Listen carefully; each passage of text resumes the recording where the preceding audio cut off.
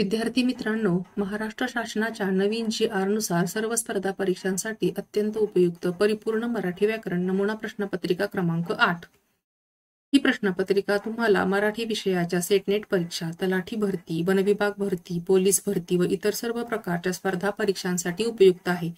तसेच आता होणाऱ्या जिल्हा परिषदच्या शिक्षक भरतीसाठी सुद्धा हे प्रश्नपत्रिका उपयोगी आहे. या प्रश्नपत्रिकेमध्ये आपण वाक्याचे प्रकार आणि समास या घटकावरील प्रश्नांचा सराव करणार आहोत. चला तर मग आपण वाक्यांचे प्रकार आणि समास याविषयी प्रश्नांचा सराव करूयात. प्रश्न क्रमांक 1. तिच्या गळ्यात गंधार आहे असे दीनानाथ म्हणायचे. तीच ही स्वरसम्राज्ञी लता. या वाक्यातील गौण वाक्य कोणते ते शोधा. हा प्रश्न PSI 2013च्या परीक्षेमध्ये पडलेला आहे. पर्याय क्रमांक 1. तीच ही स्वरसम्राज्ञी लता. 2. तिच्या गळ्यात गंधार आहे असे दीनानाथ म्हणायचे. 3. ही स्वरसम्राज्ञी लता. 4. यापैकी सर्वच. बरोबर उत्तर आहे पर्याय क्रमांक 2. तिच्या गळ्यात गंधार आहे असे दीनानाथ म्हणायचे. हे गौण वाक्य आहे आणि पर्याय क्रमांक 2 हा बरोबर आहे. प्रश्न क्रमांक 2. पुढे दिलेल्या 2 वाक्यापासून तयार होणारे संयुक्त वाक्य ओळखा. हा प्रश्न दुय्यम निरीक्षक 2017 या परीक्षेमध्ये आलेला आहे. पर्याय अ. उन्हाळा वाढत होता. ब. पाऊस पडत नव्हता. आता पर्याय क्रमांक 1. उन्हाळा वाढल्यामुळे पाऊस पडत नव्हता. 2. पाऊस पडत नसल्यामुळे उन्हाळा वाढत होता. 3. उन्हाळा वाढत होता आणि पाऊस पडत नाही. पर्याय 4. उन्हाळा वाढत होता आणि पाऊस पडत नव्हता. आता आपल्याला या 2 वाक्यांपासून अ आणि ब या 2 वाक्यापासून संयुक्त वाक्य ओळखायचं आहे. बरोबर उत्तर आहे पर्याय क्रमांक 4. उन्हाळा वाढत होता आणि पाऊस पडत नव्हता. प्रश्न क्रमांक 3. अबब. केवढी प्रचंड आगी हे वाक्य खालीलपैकी कोणत्या प्रकारचे आहे. हा प्रश्न PSI 2001 या परीक्षेसाठी आलेला आहे. पर्याय क्रमांक 1. होकारार्थी. 2. विधानार्थी. 3. उद्गारार्थी आणि 4. प्रश्नार्थी. पर्याय क्रमांक 3. उद्गारार्थी हे उत्तर बरोबर आहे. प्रश्न 4. संध्याकाळ होताच झाड पाखरांच्या किलबिलाटाने भरून गेले. पर्याय क्रमांक 1. मिश्र वाक्य. 2. संयुक्त वाक्य. 3. केवल वाक्य आणि 4. अज्ञार्थी वाक्य. बरोबर उत्तर आहे पर्याय क्रमांक 3. केवल वाक्य. संध्याकाळ होताच झाड पाखरांच्या किलबिलाटाने भरून गेले हे केवल वाक्य आहे. प्रश्न क्रमांक 5. मिश्र वाक्यात कोणत्या 2 वाक्यांचे मिश्रण असते. 1. केवल वाक्य आणि केवल वाक्य. 2. प्रधान वाक्य आणि गौण वाक्य. 3. साधे वाक्य आणि गौण वाक्य. 4. संयुक्त वाक्य आणि गौण वाक्य.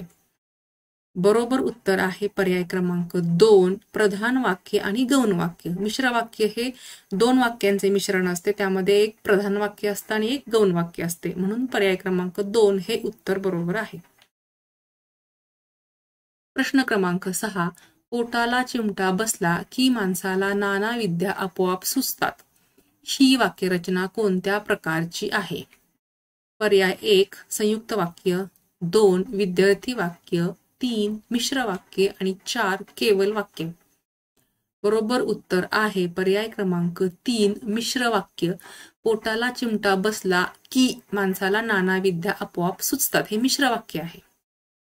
पर्याय क्रमांक 7. गर्दीत म्हातारा किती वेळ थांबेल. अर्थ न बदलता नकारार्थी वाक्य करा. 1. गर्दीत म्हातारा जास्त वेळ थांबणार नाही. 2. गर्दीत म्हातारा किती वेळ थांबू शकणार आहे. 3. गर्दीत म्हातारा जास्त वेळ थांबू शकणार नाही. आणि 4. गर्दीत जास्त वेळ थांबणे म्हाताऱ्याला अशक्य आहे. बरोबर उत्तर आहे पर्याय क्रमांक 3. गर्दीत म्हातारा जास्त वेळ थांबू शकणार नाही हे नकारार्थी वाक्य आहे. म्हणून पर्याय क्रमांक 3 हे उत्तर बरोबर आहे. प्रश्न क्रमांक 8. तो पडला आणि उठला दिलेल्या वाक्याचा प्रकार ओळखा. 1. साधे वाक्य. 2. संयुक्त वाक्य. 3. विधानार्थी वाक्य आणि 4. केवल वाक्य. पर्याय क्रमांक 2 संयुक्त वाक्य हे उत्तर बरोबर आहे. संयुक्त वाक्य तो पडला आणि उठला. प्रश्न क्रमांक 9 गरजेल तो पडेल काय हे वाक्य कोणत्या प्रकारात मोडते? 1 विधानार्थी, 2 प्रश्नार्थी, 3 केवल वाक्य आणि 4 मिश्र वाक्य. बरोबर उत्तर आहे पर्याय क्रमांक 4 मिश्र वाक्य. 10 रंगरंगोटी शिवाय घर सुंदर दिसत नाही या वाक्याचे होकारार्थी वाक्य करा. पर्याय क्रमांक 1 केवळ रंगरंगोटीने घर सुंदर दिसते. 2 रंगरंगोटी शिवाय घर सुंदर दिसते. 3 रंगरंगोटी केल्यावर घर सुंदर दिसते. आणि 4 रंगरंगोटीने घर खराब दिसते. बरोबर उत्तर आहे पर्याय क्रमांक 3 रंगरंगोटी केल्यावर घर सुंदर दिसते. हे होकारार्थी वाक्य आहे म्हणून पर्याय क्रमांक 3 हे बरोबर उत्तर आहे. प्रश्न क्रमांक 11 पुढील पैकी संकेतार्थ वाक्य ओळखा. 1 उद्या पाऊस येईल शाळेला सुट्टी होईल. 2 उद्या पाऊस आला तर शाळेला सुट्टी होईल. पर्याय 3 उद्या पाऊस आल्यामुळे शाळेला सुट्टी होईल. पर्याय 4 उद्या पावसामुळे शाळेला सुट्टी होईल. बरोबर उत्तर आहे पर्याय क्रमांक 2 उद्या पाऊस आला तर शाळेला सुट्टी होईल. हे आला तर संकेत दाखवणारं वाक्य आहे म्हणून पर्याय क्रमांक 2 हे बरोबर उत्तर आहे. प्रश्न क्रमांक 12 तो घरी खात्रीने येईल या वाक्याचे योग्य वाक्य रूपांतर करा. पर्याय 1 तो घरी येणार नाही. 2 तो घरी आल्याशिवाय राहायचा नाही. 3 तो घरी यावा. 4 तो घरी येईल असे वाटते. बरोबर उत्तर आहे पर्याय क्रमांक 2 तो घरी आल्याशिवाय राहायचा नाही. प्रश्न क्रमांक 13 वेणी फणी या सामासिक शब्दात कोणता समास आहे? 1 इतरेतर द्वंद्व. 2 वैकल्पिक द्वंद्व. 3 समाहार द्वंद्व. 4 कर्मधारय समास. बरोबर उत्तर आहे पर्याय क्रमांक 3 समाहार द्वंद्व. वेणी फणी म्हणजे वेणी फणी कंगवा आरसा तेल पावडर वगैरे म्हणजे समाहार द्वंद्व म्हणून पर्याय क्रमांक 3 हे उत्तर बरोबर आहे. प्रश्न क्रमांक 14 पुढील सामासिक शब्दाचे समास ओळखा. रक्तचंदन व कमलनयन. हा प्रश्न लिपिक 2008 या परीक्षेसाठी आलेला आहे. पर्याय क्रमांक 1 द्वंद्व समास. 2 अव्ययीभाव समास. 3 कर्मधारय समास आणि 4 तत्पुरुष समास. बरोबर उत्तर आहे कर्मधारय समास पर्याय क्रमांक 3. प्रश्न क्रमांक 15 जातीभ्रष्ट या शब्दाचा समास ओळखा. 1 तत्पुरुष समास. 2 द्वंद्व समास. 3 अव्ययीभाव समास आणि 4 बहुव्रीही समास. बरोबर उत्तर आहे तत्पुरुष समास जातीने भ्रष्ट म्हणून पर्याय क्रमांक 1 हा तत्पुरुष समास 1 नंबरचा पर्याय बरोबर आहे. प्रश्न क्रमांक 16 खालीलपैकी अव्ययीभाव समासाचे उदाहरण कोणते आहे? पर्याय 1 वेणीफणी. 2 माता पिता. 3 त्रिशंकू. 4 आमरण. बरोबर उत्तर आहे पर्याय क्रमांक 4 आमरण अव्ययीभाव समास. प्रश्न क्रमांक 17 पुरणपोळी या वाक्यातील योग्य समास ओळखा. 1 तत्पुरुष समास. 2 द्वंद्व समास. 3 बहुव्रीही समास आणि 4 द्विगु समास. बरोबर उत्तर आहे पर्याय क्रमांक 1 तत्पुरुष समास. प्रश्न क्रमांक 18 कमलनेत्र या सामासिक शब्दाचा समास ओळखा. 1 द्विगु समास. 2 द्वंद्व समास. 3 अव्ययीभाव समास आणि 4 कर्मधारय समास. बरोबर उत्तर आहे पर्याय क्रमांक 4 कर्मधारय समास.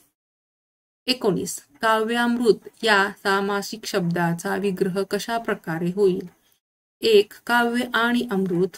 2 काव्याचे अमृत. 3 अमृत असे काव्य. 4 काव्यरूपी अमृत. बरोबर उत्तर आहे पर्याय क्रमांक 4 काव्यरूपी अमृत. 20 यथाशक्ती हा शब्द कोणत्या समासाचे उदाहरण आहे? 1. अव्ययी भाव, 2. तत्पुरुष, 3. द्वंद्व आणि 4 यापैकी नाही. बरोबर उत्तर आहे अव्ययी भाव समास, पर्याय क्रमांक 1. प्रश्न क्रमांक 21. देवपूजा हा सामासिक शब्द पुढीलपैकी कोणत्या समासाचे उदाहरण आहे? 1. मध्यमपद लोपी तत्पुरुष समास, 2. षष्ठी तत्पुरुष समास, 3. उपपद तत्पुरुष समास आणि 4. द्विगु समास. बरोबर उत्तर आहे पर्याय क्रमांक 2. षष्ठी तत्पुरुष समास. प्रश्न क्रमांक 22. चहा पाणी या सामासिक शब्दाचा समास कोणता?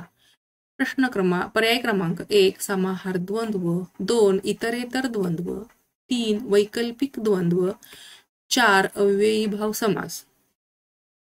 बरोबर उत्तर आहे चहा पाणी समाहार द्वंद्व. प्रश्न क्रमांक 23. पुढील शब्दाचा समास ओळखा. अनंत. पर्याय 1. नय बहुव्रीही समास, 2. द्विगु समास, 3. समाहार द्वंद्व समास आणि 4. मध्यमपद लोपी समास. बरोबर उत्तर आहे पर्याय क्रमांक 1. नय बहुव्रीही समास. अनंत या सामासिक शब्द हा नय बहुव्रीही समासामध्ये येतो. प्रश्न क्रमांक 24. रमाकांत हा सामासिक शब्द समासाच्या कोणत्या प्रकारातील आहे?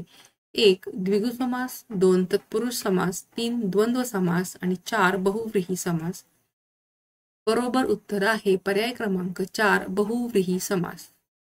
प्रश्न क्रमांक 25. साखर भात हे कोणत्या समासाचे उदाहरण आहे? 1. समाहार द्वंद्व, 2. कर्मधारय समास, 3. मध्यमपद लोपी समास आणि 4. अलुक तत्पुरुष समास. बरोबर उत्तर आहे पर्याय क्रमांक 1. समाहार द्वंद्व समास. तर विद्यार्थी मित्रांनो, हे वाक्य रूपांतर आणि समासाची प्रश्नपत्रिका आपण आता अभ्यासलेली आहे. याचा सराव करा. आमच्या व्हिडिओला लाईक करा, चॅनलला सबस्क्राईब करा, म्हणजे येणारे पुढील व्हिडिओचे नोटिफिकेशन तुम्हाला येत राहील आणि तुमचा मराठी व्याकरणाचा अभ्यास पूर्ण होत राहील. Thank you for watching and subscribe.